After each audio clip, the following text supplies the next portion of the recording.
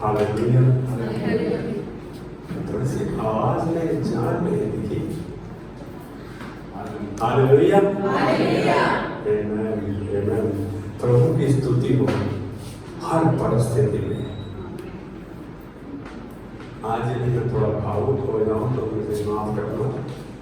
भावनाएं होनी चाहिए। भावुक यदि आप नहीं हो, परमेश्वर भी भावुक हुआ। यहां साफ दिख रहा है। आज मैं क्यों इस बात को कहा हूं? क्या आप और मैं अपने पांव को गीता बहन की जूती में डाल के देख सकते हैं?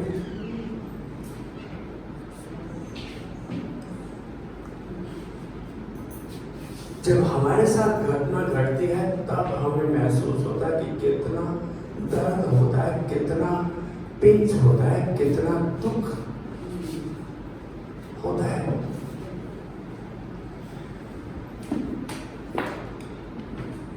मुझे याद नहीं, मैं 2.5 साल का था जब मेरे पापा की डेथ हुई और मेरी माँ 24 वर्ष की थी। कितनी? आप अंदाजा लगा सकते हैं। मैं तो सुना ही हूँ, देखा भी तो याद नहीं। ये जो पचवैया रोड है ना, यहाँ पर पापा का संस्कार हुआ था। क्या हम ऐसी परिस्थिति में दूसरे के प्रति संवेदनशील हो सकते हैं? मैं एक बार नहीं 2 बार ऐसी परिस्थिति में गुजरा हूं। एक परिस्थिति तो मैंने देखी नहीं, दूसरी मैंने देखी अपनी पत्नी के देहांत पर। लेकिन आज एक बात बोल रहा हूं, ऐसा बदलाव किसको पसंद है? बदलाव प्रकृति का नियम है। Change is a law of nature, yet generations have resisted. फिर भी पीढ़ी दर पीढ़ियों ने उसके भीतर रुकावटें पैदा रखी हैं। मैं आज एक बात कहूंगा, आप मसीह भाई बहन हैं, आपके अंदर ये भावनाएं होनी चाहिए। मैं कह रहा हूं यदि उस परिवार से मैं नहीं भी मिलता, लेकिन क्या मैं अपनी भावनाओं को परमेश्वर के सामने, अपनी विनती को परमेश्वर के सामने उस परिवार के लिए, उस घराने के लिए लेकर आता हूं? कौन सब कुछ कर सकता है? परमेश्वर सब कुछ कर सकता है। अब कितनी बड़ी बात है कि change is a law of nature, yet generations have resisted. बदलाव प्रकृति का नियम है, फिर भी पीढ़ी दर पीढ़ी ने इस पे रुकावट पैदा की है। उनको बदलाव नहीं चाहिए।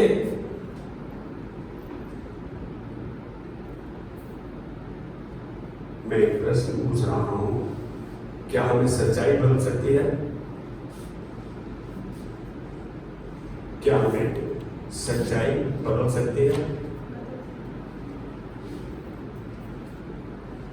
क्या हमें परेशानियां, परिस्थितियां बदल सकती है? मैं चाहूंगा कि आप भी मेरे साथ शामिल हो इस वार्तालाप में, इस वचन के बांटने में, वचन के सुनने में। सच बात और सही तो यही है कि दोनों ही के द्वारा हमारा बदलाव होता है। सच्चाई जानते हैं तो हमें ढांढस मिलता है, और बदलाव परिस्थितियों और परेशानियों के द्वारा होता है।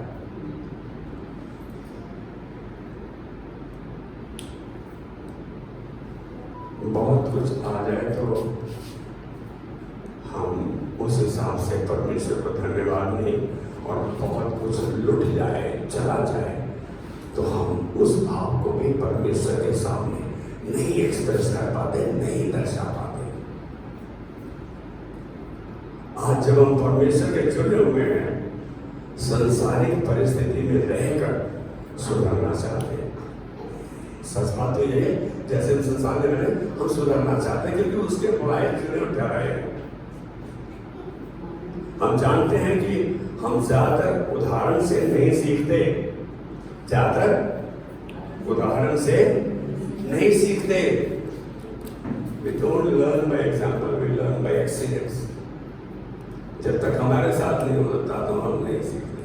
बाइबल क्या है? बाइबल आपके सामने परमेश्वर का उदाहरण है, उसके जन्म का उदाहरण है। हम उसके द्वारा अपने आप को जान सकते हैं, अपनी परिस्थिति से जूझ सकते हैं।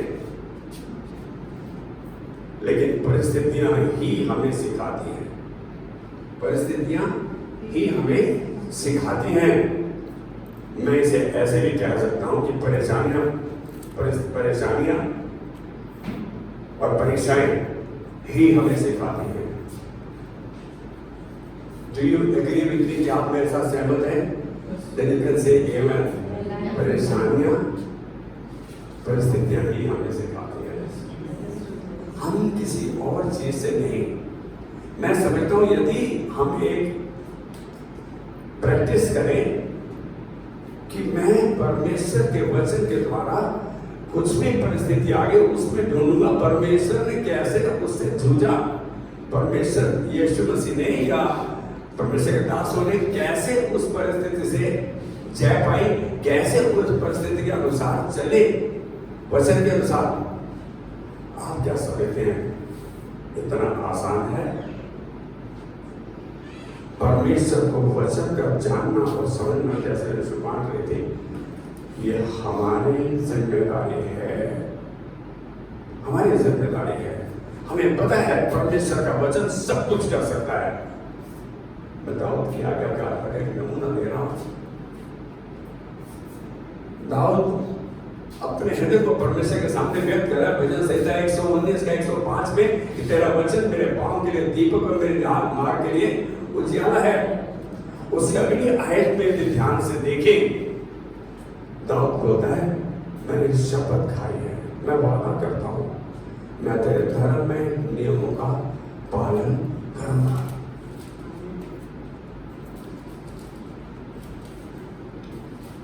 लड़ाकू था, योद्धा था, बहुत अमीर था, सब कुछ था उसके पास, लेकिन इस परिस्थिति में आ गया। परमेश्वर ने उसे प्रकाशन पे प्रकाशन दिए। भजन संहिता सब परमेश्वर का दाऊद को प्रकाशन रहा। 139 में देखते हो क्या कहता है? कहता है प्रभु तूने मुझे जान लिया है, तू मेरा उठना बैठना चलना फिरना लेटना सब जानता है। मेरे मुख में ऐसी कोई बात नहीं जिसको तू ना समझता हो। अरे प्रभु को जानो तो आप भी उसके हृदय को जानने पाओगे, उसके नजदीकी में बैठो आप भी उसको जानने पाओगे। बदलाव यदि कुछ आता है, ऐसी परिस्थिति आती है, ऐसी परेशानी आती है, वो आपको सामर्थ्य भी देगा, हिम्मत भी देगा। परमेश्वर का वचन क्या कह रहे हैं? कह रहे मत मैंने तुझको चुन लिया है, मैंने तुझे तजा नहीं। ये शायद होता है, मैंने तुझे तजा नहीं, मैं तुझे दृढ़ करूंगा, मैं तेरी सहायता करूंगा और अपने धर्म में दाहिने हाथ से संभाले रहूंगा। ये उसका वादा है। आज भी हम समझते हैं हम अपना जीवन जी रहे हैं। आज सच्चाई बताऊं, मैं रात को कितना सोया हूं मुझे नहीं मालूम,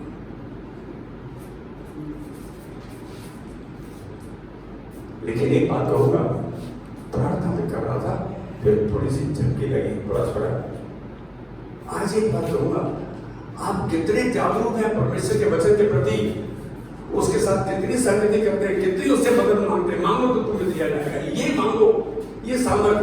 ऐसी परिस्थिति में प्रभु मैं कैसे मेरा चाल चलन कैसे डील करूं।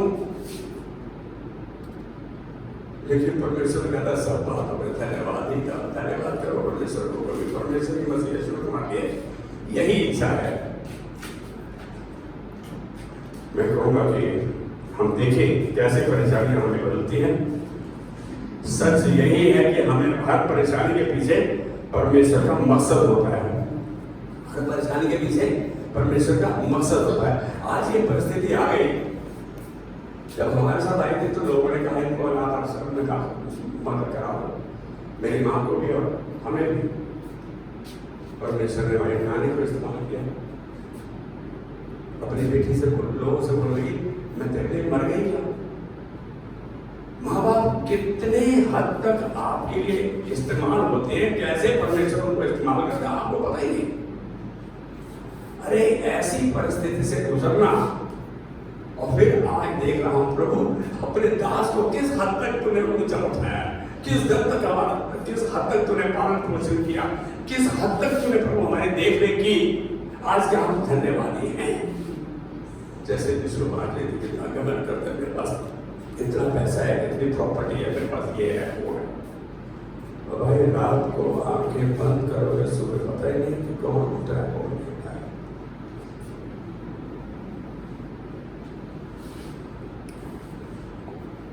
मैं ज्यादातर पाता हूं कि ऐसी परिस्थिति में क्या मुस्कुराना संभव है? ऐसी परिस्थिति में क्या खुश होना संभव है? मुझे किसी की बात का जवाब नहीं है। है, बिल्कुल है। हमारी कलीसिया के ही एक पति पत्नी थे, उनका पहला बच्चा हुआ, शायद आपको याद है। और वो बच्चा हमें चर्च में पता लगा और हम लोग ने सोचा कि यार हम संडे को हॉस्पिटल जाएंगे। बच्चा 40-45 दिन का था और वो बच्चे की डेथ हो गई। हम जब संडे को आए तो हमने सोचा हम हॉस्पिटल जाएंगे, लेकिन अब हम तैयार हो के आएंगे तो हम 2-3 फैमिली जाएंगे। जब मालूम पड़ गया तो इतना दुख लगा प्रभु। मैं उससे पहले एक बार हॉस्पिटल होके प्रार्थना करके आया, लेकिन हमारा जो ग्रुप था हम सब जाना चाहते थे। इस बात को यकीन करो, हम 3 परिवार जब फरीदाबाद पहुंचे उस परिवार के लिए, तो मियां बीबी दोनों गेट पर खड़े थे, मुस्कुराते हुए हमें उन्होंने रिसीव किया। हमारे मुख के शब्द बड़ा दुख हुआ, ज्यादा उतना बड़ा दुख हुआ, वो हमारे अंदर ही चले गए। घर के अंदर एक शख्स शोक में था, उस बच्चे की दादी। मैं आपकी बात बोल रहा हूं, जिस माँ का बेटा गया था उसने क्या बोला, माँ परमेश्वर ने दिया था, परमेश्वर के पास पहुंच गया है, खुश हो जा, उसके पास बहुत अच्छे दान है हमें देने के लिए और हम उसके दानों को लेंगे। हम बहुत देर तक बोल नहीं पाए। मैं आज एक बात कह रहा हूं, परमेश्वर से मांगो ये सामर्थ्य प्रभु, जब मैं इस परिवार से मिलूं तो तेरे उत्साह को उनके साथ बांटने पाऊं, तेरे वादे को कि तू सबका ख्याल करता है, सब कुछ तेरी ओर से आता है, बांटा ना। हमने तेरी ओर से पाया, तेरे हाथ से पाया। एक इच्छा यहाँ पर मैं कहूंगा, दाऊद बोलता है कि हमको अपनी इच्छा से तुझे भेंट देने की शक्ति मिले। या किसी को साथ बात करिए, वो शक्ति भी परमेश्वर देता है।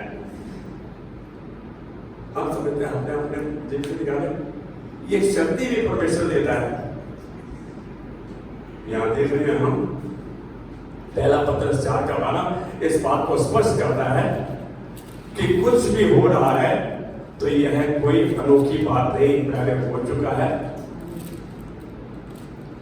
यीशु ने यूहन्ना 16:33 में कहा कि इस संसार में तुम पर परेशानियां आएंगी, लेकिन ढालस बांधो, मैंने संसार को जीत लिया है। आपकी परिस्थिति, आपकी सिचुएशन, आपके सर्कमस्टांसेस आप पर हावी नहीं हो। परमेश्वर का वचन आपके हृदय में खड़ा रहे, वही आपको सहारा देगा कि मैंने संसार जीत लिया है। ढालस बांधो, जो मेरे अंदर रहता है उसने संसार जीत लिया। यीशु कहा रहता है आज वो हमारे अंदर है।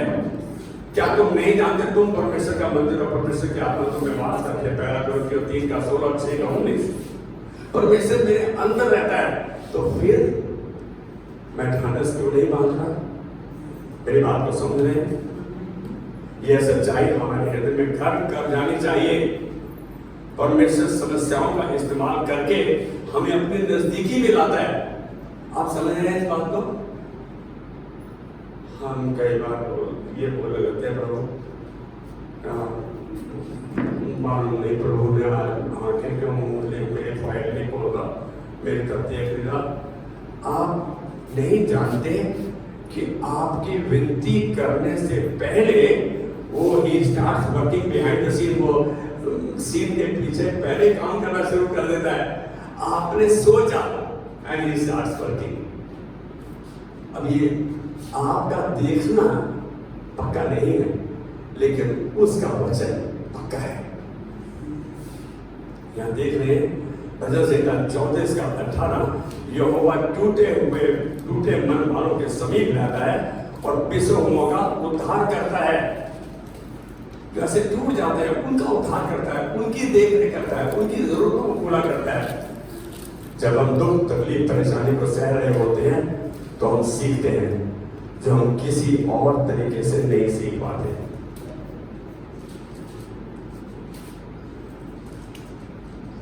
एक समय होता था ब्लू लाइन बसेस चलती थी दिल्ली में, किसको याद है? 1 रुपया आपके पास नहीं है, आपके घर में गाली देकर धक्का मार के नीचे उतार देते थे। कितनी वैल्यू है पैसे की? सच बात यही है, प्रभु महान है, पैसा जीवन का पहिया है। Money is the wheel of life, money is something but money is not everything. सब कुछ नहीं है।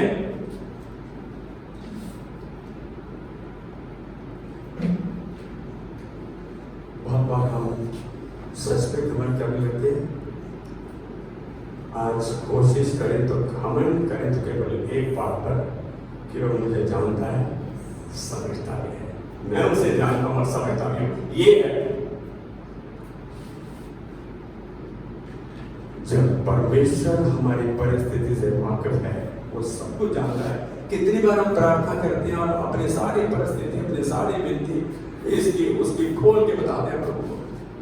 क्या प्रभु से कुछ छिपा हुआ है? मैं चाहूंगा क्या प्रभु आपकी परिस्थिति या किसी परिस्थिति को नहीं जानता? अरे उसने हमें रचाया है, हमारी हड्डियों को, हमारे बेलोर तत्वों को देखा है।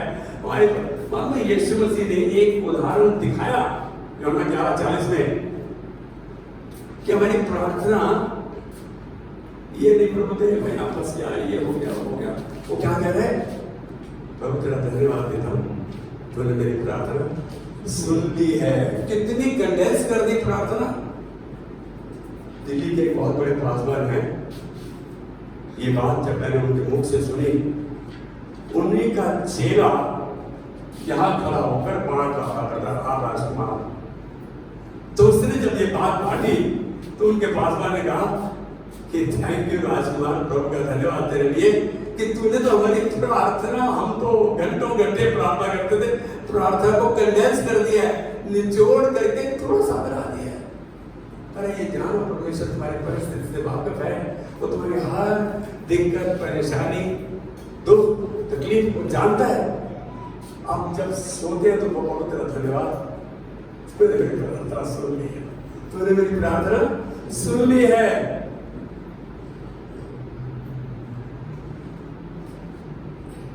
मैं यहाँ कहूँगा हम सीधे कभी दुख परेशानी से गुजरते हैं जो किसी और तरीके से हम नहीं सीख पाते। और पवित्र शास्त्र में कुछ ऐसे उदाहरण देखें जहां दुख तकलीफ से गुजरे ये लोग। यूसुफ पहला कौन था?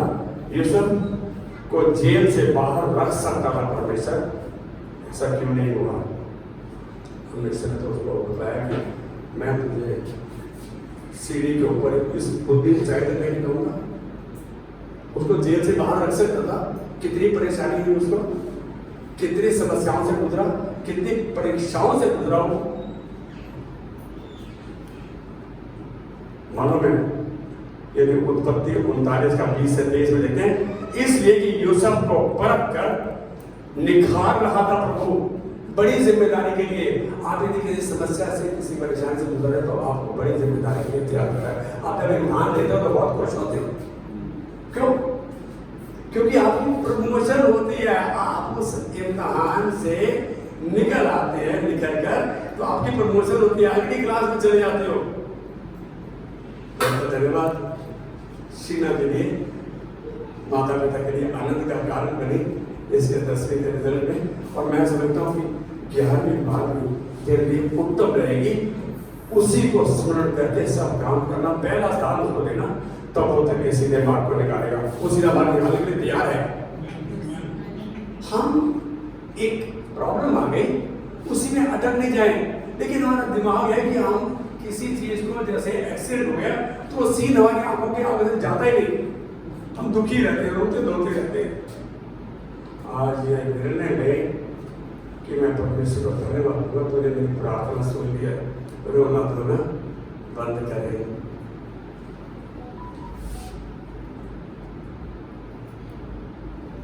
दूसरा उदाहरण देख रहा हूं, दानियल। परमेश्वर दानियल को शेरों की मान से बाहर रख सकता था। कितना आज्ञाकारी था, कितना प्रार्थना बद्ध था दानियल, लेकिन उसको शेरों की मान में डाल दिया। अगर भाई कोई भी समझना उसे पाठ आ जाएगा। जो दिख रहा था, शेर का काम आपकी पुच्ची लेना नहीं है, आपसे प्यार करना नहीं है।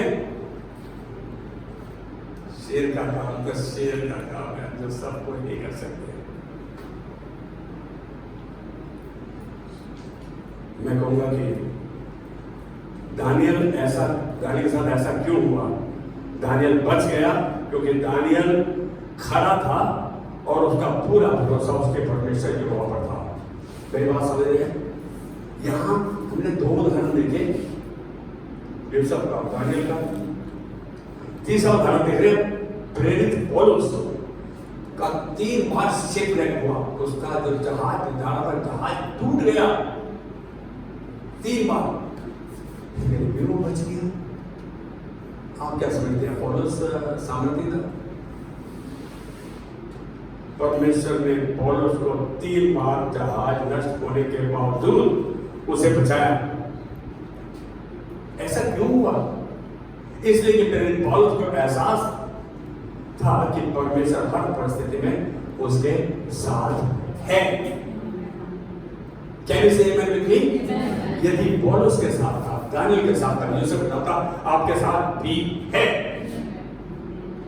अरे हम क्यों ऐसा महसूस नहीं करते कि मेरा परमेश्वर ने आपको छोड़ दिया? हम तो बहुत बार कहते हैं क्यों छोड़ दिया है, क्यों मेरी ओर नहीं देख रहा? कई दासों ने ऐसा बोला है, लेकिन दानियल का विश्वास उसको शेर की मान से बाहर लाया, उसको बचाया। चौथा एग्जाम्पल देख रहा हूं मैं कि 3 जवान इब्रानी थे, सबको पता है, सबको पता है। भाई तुम में से या मेरे को ऐसे भट्टे में डाल दिया जाए, हम रोना पहले चालू कर रहे हैं, रोना भैया वो कितनी गर्मी है, कितने 1000 डिग्री सेल्सियस टेम्परेचर था, आपको पता नहीं है। और राजा भड़क गया, कहता तुम मेरे हाथ से कौन छुड़ा सकता है? नेबूकदनेस्सर बोलता है, कहता राजा ये जान ले, मेरा परमेश्वर पहले तो मेरे को बचाने में सामर्थ्य है, यदि ना भी बचाए तो भी मैं तेरा कहा नहीं मानूंगा, तेरी मूर्ति आगे नहीं झुकूंगा। आज जरूरत है तो परमेश्वर के वचन पर अटल होने की, आप और हमको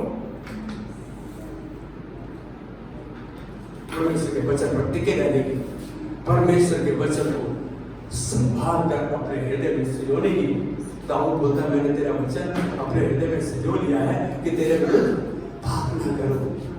जो अंदर गया है, गंद गया तो गंद बाहर आएगा, प्रभु का वचन गया तो प्रभु की सामर्थ बाहर आएगी। कैन से यहाँ देख रहे हैं ये तीनों जवानों को भट्टे में डाल दिया गया। राजा परेशान हो गया, यानी कितना बड़ा क्या बोल रहे थे, कितनी बड़ी बातें कर रहे थे, हैं रात को सो नहीं पाया। जिन्होंने उनको फेंका वो जल के मर गए, बहुत पहलवान थे। लेकिन यहाँ एक चीज देख रहे हैं कि राजा ने उनको अपने संदेश वाहक को बुला रहे, जाके देख क्या कह रहे, वहां तो 4 आदमी अंदर चल रहे, घूम फिर रहे। राजा खुद आया, बोला बच्चे को ढूंढ लो, आग को कम करो, दरवाजा खुलवाया। आपका विश्वास, मैं कहूँगा शद्रक, मेशक और अबेदनगो का विश्वास सिर्फ राजा का विश्वास भी बढ़ा और उसके कार्य करने का ढंग अलग हो गया। उसने इस बात को कबूल कर लिया कि शद्रक, मेशक, अबेदनगो का परमेश्वर ही सच्चा परमेश्वर है। यार आपका विश्वास कहाँ है यार? अरे मेरे बच्चे की शादी में तो पैसे नहीं, अरे यार ये है। हम अपनी समस्याओं को लेकर जूझते हैं, लेकिन क्या हमारा विश्वास, और विश्वास किससे आएगा? केवल वचन के सुनने, वचन के समझने और वचन को ऊपर चलने से। Faith comes by hearing and hearing by the word of God. विश्वास प्रभु के वचन, उसी के मुंह से। अलग बात है, यदि परमेश्वर चाहता तो इन समस्याओं को रोक सकता था, लेकिन उसने समस्याओं को आने दिया। इसका नतीजा ये हुआ कि ये जन अधिकारी परमेश्वर की महिमा को देख नहीं पाए। ऐसी परिस्थिति में गुजरकर परमेश्वर की महिमा को देख नहीं पाए। राजा नेबूकदनेस्सर ने डिक्री कर दी कि आज के बाद शद्रक, मेशक, अबेदनगो का परमेश्वर ही हमारा परमेश्वर होगा। आज वो वचन आपके पास है, परमेश्वर की आज्ञाएं, चेतावनियां, विधियां आपके पास है, जीवन जीने का तरीका का मैनुअल आपके पास है। हम क्यों नहीं देख रहे? परीक्षाएं, परेशानियां हमें परमेश्वर की ओर केंद्रित होने में दबाव डालती हैं। जब मेरे बस की बात रहती है, मैं परमेश्वर के हाथ में, तो मैं बोलूं होने से पहले परमेश्वर के हाथ में दे, तभी तो उसने कहा उसी को स्मरण करके सब काम करना, तब वो तेरे लिए सीधे ना। हम जानते ऐसा नहीं करते। जब फंस जाते हैं तो प्रभु तेरा धन्यवाद, तो मेरी मदद कर रहा है, वो फिर मदद करना। क्या हम ऐसा नहीं करते? ऐसा ही करते हैं। इसके बजाय कि हम अपने आप पर निर्भर हो, क्योंकि परमेश्वर नियंत्रण में है। हादसे जो हैं और जो घटनाएं भी हैं, परमेश्वर की आपके लिए भली योजना है।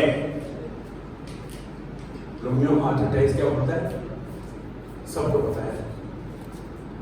And we know all things work together for good to them that love God and work God according to His purpose. पर उनके लिए those who love God, जो परमेश्वर से प्रेम करते हैं, उनके लिए सब बातें मिलकर भलाई ही को उत्पन्न करती है। ये आप जान ले, क्योंकि हम मनुष्य संसारिक चीजों से, भौतिक चीजों से हमारा प्रेम है। हम एक दूसरे से प्रेम करते हैं। हम नुकसान सहने और पिछोड़े को नहीं सह पाते। लेकिन आप एक बात बोलूंगा, यदि परमेश्वर का वचन आपकी प्राथमिकता और आपके नजदीक और आपके अंदर है, तो आप किसी भी परिस्थिति का सामना कर सकते हैं। कहने से पहला पत्रस 1:7 समस्याएं इसलिए आती है कि वे सिद्ध कर सके कि आपका विश्वास खरा है, और यह विश्वास चौके सोने से भी खरा है। आपका विश्वास। याकूब 1:3 क्या कहते हैं? ये बहुत इंपॉर्टेंट वचन है। दबाव तनाव में ही आपका विश्वासी जीवन सही रंग दर्शाता है। जब आप परेशानी में होते हो, मालूम है इसका याकूब के पहली पत्री और दूसरा अध्याय भाई, जब तुम नाना प्रकार की परीक्षाओं में पढ़ो, इसे पूरे आनंद की बात समझो, क्योंकि तुम्हारे विश्वास के फर्क आने से धीरज उत्पन्न होता है। धीरज को अपना काम करने दो, ताकि तुम सिद्ध हो जाओ, तुम्हें किसी भी वस्तु की घटी ना हो। यहाँ वचन के ऊपर निर्भर होने के लिए बताया गया है। परमेश्वर चाहता है कि आप परिपक्व हो जाओ वचन में, ताकि आपको किसी भली वस्तु की घटी ना लगे। रोमियो 8:17, क्योंकि परमेश्वर आपको यीशु ही की रूपरेखा में बनाना चाहता है। उसका प्लान एक ही है कि हमको बिल्कुल यीशु जैसा बनाना चाहता है। वो कब? जब हम इच्छुक हैं, जब हम आज्ञाकारी हैं, विश्वासों के हैं, उसके वचन के प्रति प्रेम करते हैं, उसके वचन के अनुसार चलते हैं। मैं देख रहा हूं कि सब समस्याएं अपने आप में बदलाव नहीं लाती। समस्या आगे तो अपने आप बदलाव आ जाएगा। परमेश्वर चाहता है बदलाव को। क्यों? क्योंकि कुछ लोग कड़वाहट पैदा कर लेते हैं, जलन ईर्ष्या बैर पैदा कर लेते हैं और अब शब्दों का इस्तेमाल करते हैं। वो नहीं जानते कि ऐसी परिस्थिति में परमेश्वर की क्या इच्छा है। वो जानना किसका काम है? आपका। यहाँ इसके बजाय कि बेहतर महसूस करें, परमेश्वर करना जब तुम नाना प्रकार की परीक्षाओं में पढ़ो तो पूरे आनंद की बात हो जाता, हम तो धन्यवाद नहीं देते। हम तो क्या स्लिप कर जाते हैं, हम फिसल जाते हैं विश्वास में, इसलिए वे कभी भी नहीं बढ़ते।